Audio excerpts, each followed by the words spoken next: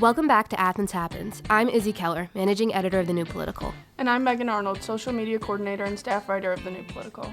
Athens Happens is a podcast brought to you by The New Political, a student publication dedicated to explaining the nuances of Ohio University, Athens, and state politics. You can find new episodes at thenewpolitical.com or wherever else podcasts can be downloaded. At OU, Spring Rush took place just last week. There are a number of Greek life organizations to join, including social fraternities and sororities, business fraternities, and a multicultural fraternity. Today we are going to talk to 3 TNP staff members about their experiences in OU Greek life. We are here with TNP Assistant News Editor Jack Slemenda, staff writer Zach Hampu, and designer Annabelle Sorge. So I'm going to go around the table and have all of you guys introduce yourselves, starting with Jack. What's going on, everybody? My name is Jack Slemenda. As they mentioned, I'm the assistant news editor for the New Political, but I'm also the Rush chairman for Pike, formerly known as Pi Kappa Alpha. Is it not still known that? Formally. Oh, formally. I thought you said formally, like in the past. Yeah, no. What's your major in year? I'm a journalism, news, and information major, and I'm a sophomore, graduating in 25. Okay. Zach? Zach Hampu. I'm a freshman journalism major, staff writer for the New Political. Joined also Pi Kappa Alpha in the fall, and I'm now new member educator this semester. Very cool. And Annabelle? I'm Annabelle. I'm a sophomore. I'm a retail fashion merchandising major, and I'm in Sigma Kappa.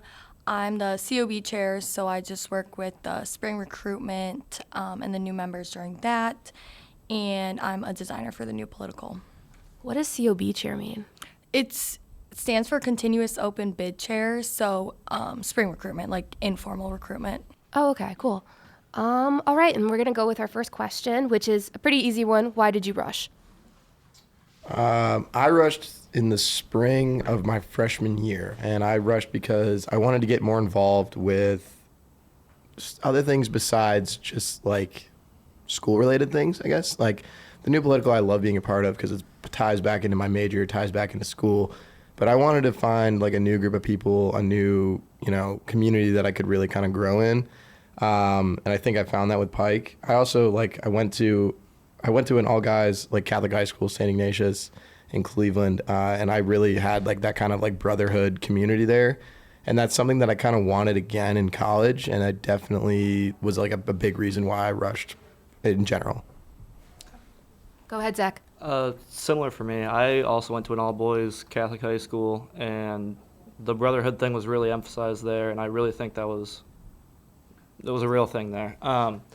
My brother was in a fraternity, and he had a great experience at Miami University, and I got to meet his friends and see what that was like, and it seemed like it was something for me, and I met the guys from my fraternity, and it clicked right away, and I thought it would be a good thing for me. I also rushed the spring semester of my freshman year, and I just had a lot of people around me who were in sororities. I knew nothing about it. Nobody really from my high school was in them, so I'm clueless. And then once I started talking to girls in my sorority, so I just kind of knew that was the place for me. What do you guys think? Actually, let me reword that. So I think it was a couple years ago, OU put out a new community scorecard thing, and it was kind of met with a lot of controversy when it first came out, but it still exists. So what do you guys think about that?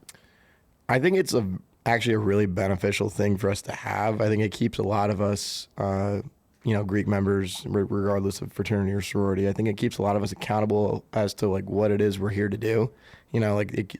Greek life goes beyond just the social aspect of it. There's a lot more that goes into it.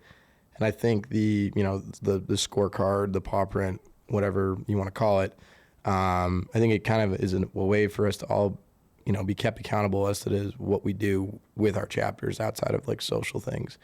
However, I do think that personally, just by being around it being filled out every year, I think that the method that at least that I've experienced having to fill it out can be kind of a pain. Some of it kind of seems redundant, and you're kind of putting in the same information just over and over and over again, which is kind of frustrating. And I think there's a lot of different data that's supposed to be put into it. And I think a lot of it can get lost or misinterpreted, or at least for members of my fraternity, I think we just kind of get confused as to like what applies to, community service, or what's campus involvement, or what's philanthropy, what's service hours. Like some of it kind of just gets jumbled up. And I think that kind of sometimes shows on the scorecard and can be a little bit frustrating. I agree with the way we fill it out. It definitely causes some confusion, which might lead to it not being super accurate, because the questions are super vague and a lot of us don't know exactly what they're asking. But I do think it leads to some healthy competition, just because if you see other organizations are above you, it's kind of going to want to make you work harder to have a higher GPA or something as a group. So do you guys think partying has drowned out the original point of Greek life? No, I don't. I don't think it's drowned it out at all. I think the party scene is honestly an aspect of every college kid, or most college kids. I don't think it's just Greek life people that get that are the partiers on a college campus, and that kind of applies to everybody, especially here at OU. So no, I don't think it's drowned it out. I think it's sometimes it can get it can be like redundant, or it can be it can sometimes be excessive, and but I think a lot of the at least for my fraternity with Pike, I think a lot of us know like our boundaries and know when it is like we need to step away and that kind of thing. But no, I don't think it's bad. I think it's definitely a chapter by chapter thing. I mean, it's really different everywhere. Each fraternity or sorority has its own culture based on who's leading it and who the members are. And some fraternities and sororities, it may be that way, but in general, I really don't think it is. I think fraternities and sororities are productive in general and still do follow the original mission of them. I agree. It definitely has not drowned anything out, especially with sororities. We do have a lot of rules and things put in place to ensure that, and to ensure that we are being productive and doing other things around campus than just partying. I would also add, when you're in a social group like that, being accountable to a group that large can also make people want to improve. It's not just the negative, encouraging partying aspect. There is also the aspect of, I want to get better grades. I want to be more involved in this, and this, because I am accountable to this group, and I want to do better because of that. Yeah, I wanted actually that's a good point. I wanted to add on that too. Is like being a part of a fraternity or sorority goes so far beyond yourself. You have this more of a sense of like accountability, that like you don't want to let down your brothers, sisters, whatever it may be. You don't want to let those people down. You want to like be accountable for yourself, not only to do well for yourself, but you also want to like improve the fraternity, the sorority, and the brand that you're a part of. You know what I mean? I guess another thing I would be interested in knowing is, do you think that the social fraternities and sororities are treated differently than the other kind of fraternal organizations on campus, like the business fraternities, or the multicultural fraternity? I would say so. Yeah. I mean, we're a part of IFC and SFL, so I mean, there's rules and regulations that come with that, and there's more things that you have to follow because of that. So I think that's definitely something that doesn't apply to the business fraternities. You know what I mean? So that is definitely one aspect of it. But I think another thing that people kind of, I don't know if it necessarily were treated differently based off of the university, but I think just sort of in general, sort of like in life, just anywhere, if you mention to some certain people that you're in a fraternity, you're in a sorority, some people automatically judge you and just, assume the worst or assume the bad things that they've heard, because sure, there has been some unfortunate things that have happened in the Greek life community, not only just at OU, but just in, America as a whole. So yeah, I think if you tell people that you're in like a social fraternity, like Pike, Sig Cap, whatever, yeah, I would say that me personally, yes, I have been treated differently compared to people that are in business fraternities or other non-social fraternities or sororities. Yeah, there's definitely a spotlight, I think, on social fraternities and sororities, and perhaps rightfully so. And I do think that a lot of the business fraternities or other groups like that don't really have that same spotlight. In many cases, do the same or worse things. They just don't have that attention on them that fraternities and sororities do. So, an unfortunate thing that happened at OU's campus in, I believe it was 2019, was the death of Colin Wyant, and his death has been linked to, hazing. Since then, Colin's Law has, been passed and signed by the governor, and I think that OU has taken a really kind of strong stance against hazing. So my question is, do you guys think that hazing is still an issue at OU, and what do you think about how OU has handled, hazing or, that in relation to Greek life? Well, I can't speak for other chapters because I don't know what happens behind closed doors with other chapters. But what I can speak for is for myself and for the rest of the Pike guys, and Zach, I think, would agree, is we take, specifically Pike at OU, we take hazing extremely seriously, meaning that we do not stand for it, do not do it.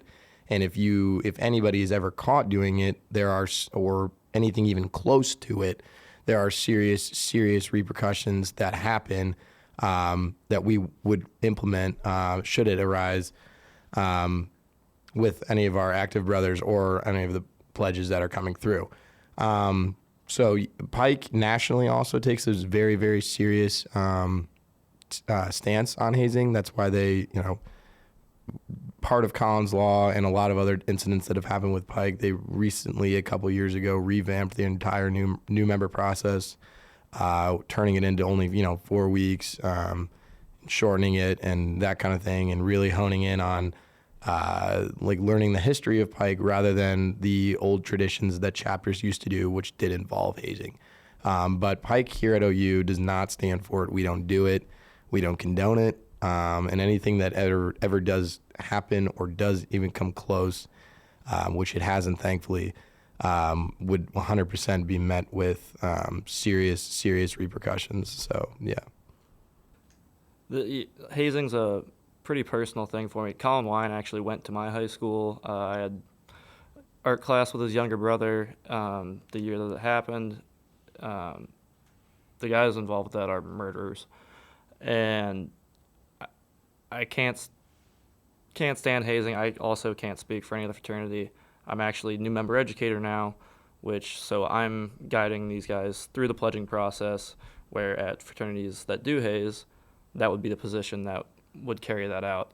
So that was a big reason why I took that position and wanted to, because I think that process can be very beneficial without any hazing. There's some fraternities that would argue that, this is just part of the process, and I think, in my experience so far with our pledge classes, we've had a very beneficial program for them that involved nothing close to hazing, and I really think it's completely unnecessary and illogical. I'm sorry, I didn't know that you went to the same high school as Colin. Once again, I can't speak for any other sororities, but with Sigma Kappa nationally, we take a lot of precautions. We do things that other chapters don't really do, such as dry periods during any big event in the sororities, such as bid day, big little, anything related to that, just so we can take every precaution necessary so that nobody ends up in a position they shouldn't be. But I think OU has done a pretty good job of making these organizations aware of the repercussions that will happen. We've had multiple speakers come this year. They have informed all of us about Collins Law and that situation. But at OU, I really do not think hazing is an issue.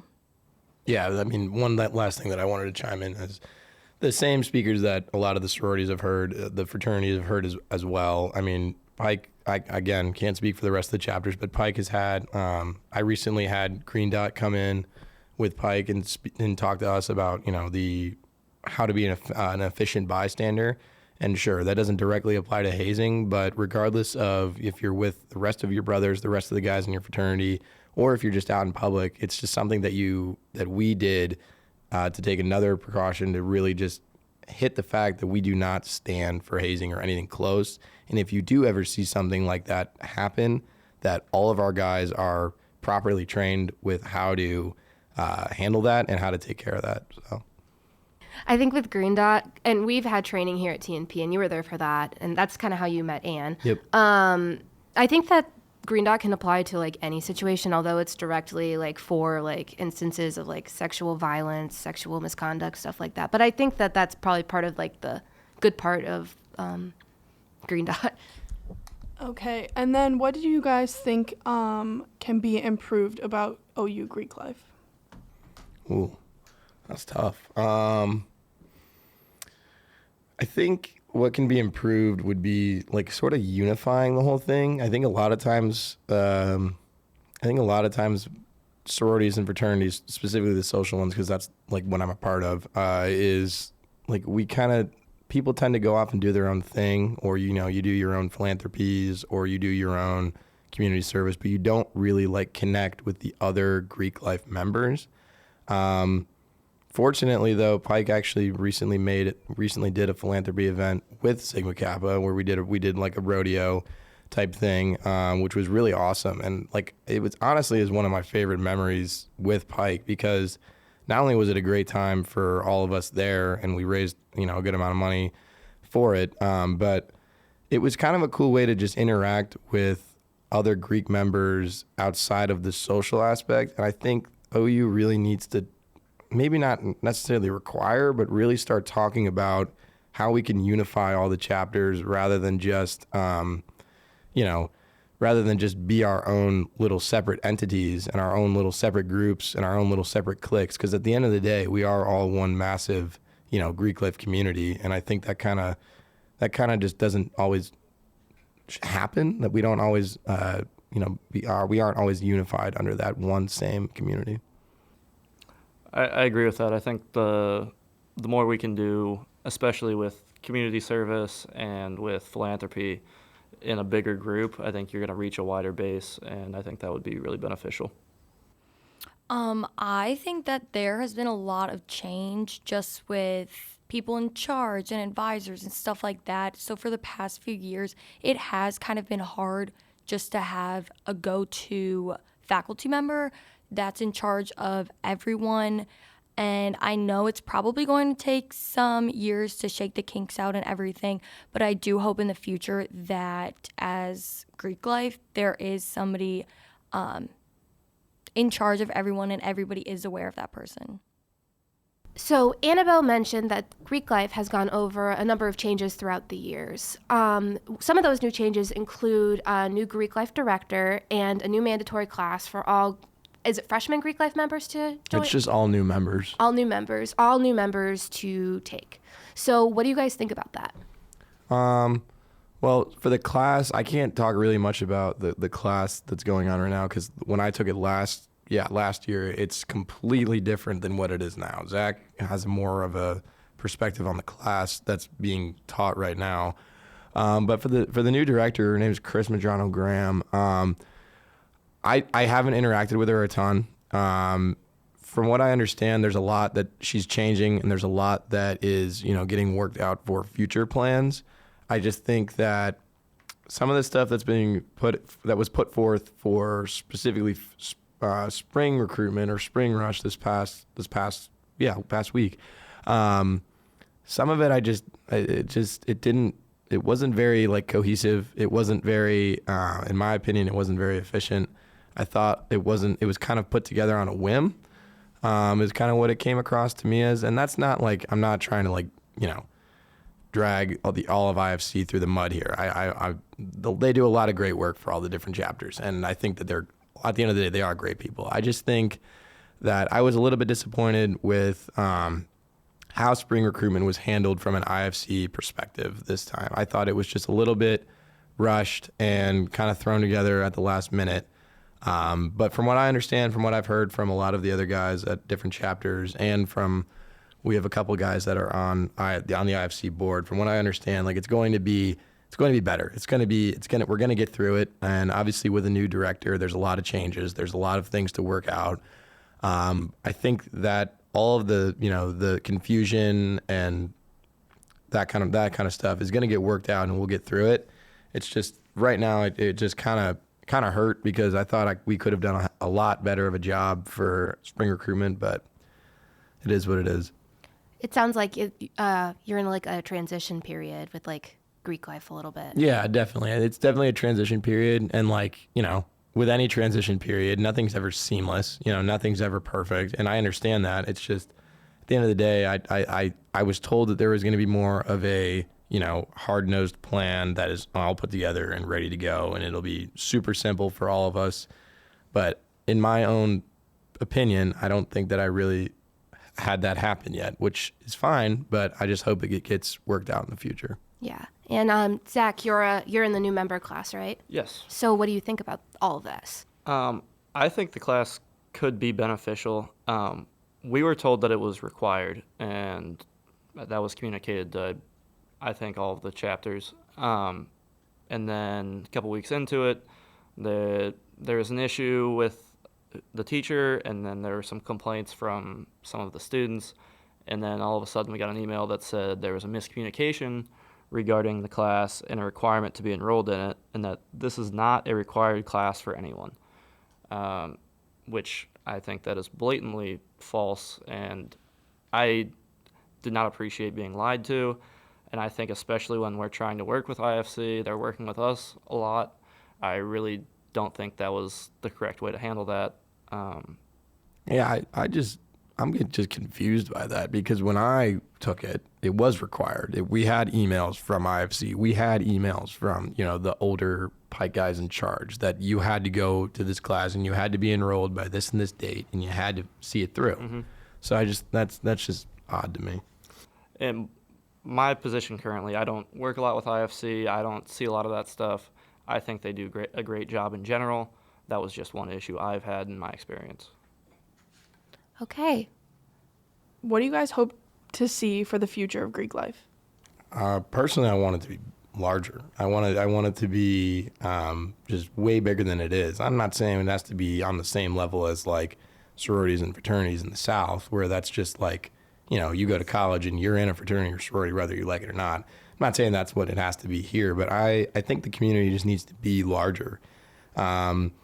And as recruitment chairman for Pike, that's definitely something that I'm working on specifically for our chapter. But I think the benefits of being in a sorority or fraternity, like the really good parts of it, need to be emphasized by the university, and people, more freshmen, more transfer students, whoever is coming to OU needs to be aware that like these organizations are really good organizations that not only benefit yourself for like your career development here at OU, and obviously all the social parts of it, that we're meeting new people and networking and all that stuff. Like there's a lot of really good hidden benefits that I don't think the university really emphasizes or really, talks about, which is unfortunate. And I think if they did, I think it would be a way larger thing than it is now. And that's what I want it to be. I want it to be just flat out bigger, more members in every single chapter.